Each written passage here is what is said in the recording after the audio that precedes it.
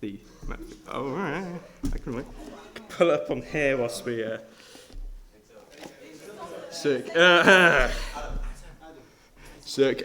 Then Jesus went with his disciples to a place called Gethsemane, and then he said to them, "Sit here while I go over there and pray."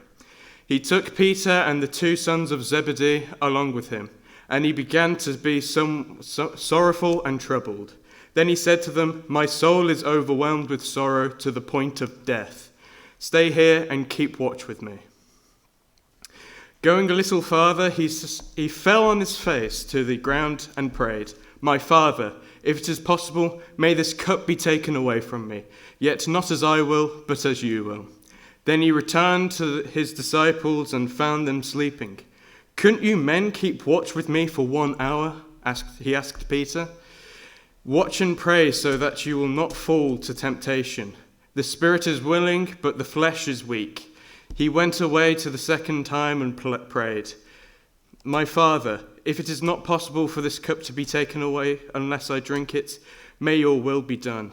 When he came back, he again found them sleeping, because their eyes were heavy. So he left them and went away once more and prayed for the third time, saying the same thing. Then he returned to the disciples and said to them, "Are you still sleeping and resting? Look, the hour has come, and the Son of Man is delivered to the hands of sinners. Rise, let us go. Here comes my betrayer." So, to give some context to this, Jesus was at the Last Supper, and he revealed to his disciples he is about to be betrayed. And so he brings his disciples with him to stay with him in his time where he needs comfort the most. And then he goes to pray with God alone.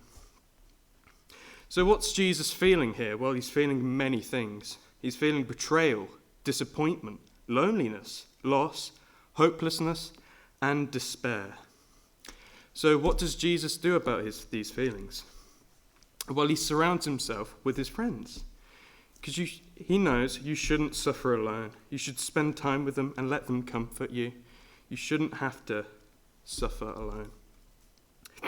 He is also open with his friends, and he even expresses when he is disappointed with them, saying, "Can't you stick around with me for a single hour?" But despite his friends disappointing him, he does not give up. He keeps asking his friends to stay up with him, even when they do fail him again and again. So don't struggle alone, even when the friends abandon you. They may be going through a tough period themselves. Jesus' disciples, although did fall asleep, they were probably up to the early hours of the morning. So their eyes were pretty heavy, and in the days they would have been swarmed by crowds. They would have been pretty tired. Although Jesus did want them to stay up with him, it was a difficult task on them as well, so be considerate. Don't be silent. Express your disappointment in them. They may really want to help you, but if you don't have that level of communication, you're going to be isolated, and you shouldn't suffer alone. So what else does Jesus do to confront his troubles, his sorrow? Second things he does, after turning to his friends, he turns to God. He goes to a special place to him, Gethsemane, an olive garden, a quite quiet place, quite peaceful place, where he can be alone with his thoughts and with God. When he prays, he keeps reaching out to God.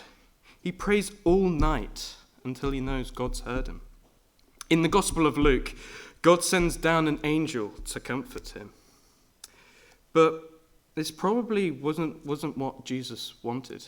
He probably wanted God to sort out his issues so he didn't have to, die. So, although God may not answer in a way we want to, he might comfort us. He might help us with our burden. We don't have to carry these burdens alone. But in the Gospel of Matthew, he prays 3 times, but there is no answer from God. Why is God silent? Has God abandoned Jesus in his time of need? In our darkest times, it may seem we are alone. This does not need to be true. We should surround ourselves with friends, people who want to help us. And what else? God is always by your side. He may seem to be ignoring you, may not see any answer, may not get the answer you want. This does not mean God does not love you and does not mean you are alone. He is always there for you, even when it seems you are completely alone. But do keep reaching out to him. He wants to help. He loves you. And he always wants to be with you. Lastly, what does Jesus do? When Jesus is absolutely certain that this is the way, this is God's will, he goes back to his disciples. He goes, "Rise, let us go. Here comes my betrayer." He doesn't run away like I would in this situation, knowing I'm going to die. I'd be running down out the garden right to the other end of the country. But no, he stays and he faces what needs to be done. And he has the strength to do this because he's not suffering alone. He has his friends, even if they do abandon him, and he always has God. Thanks for listening.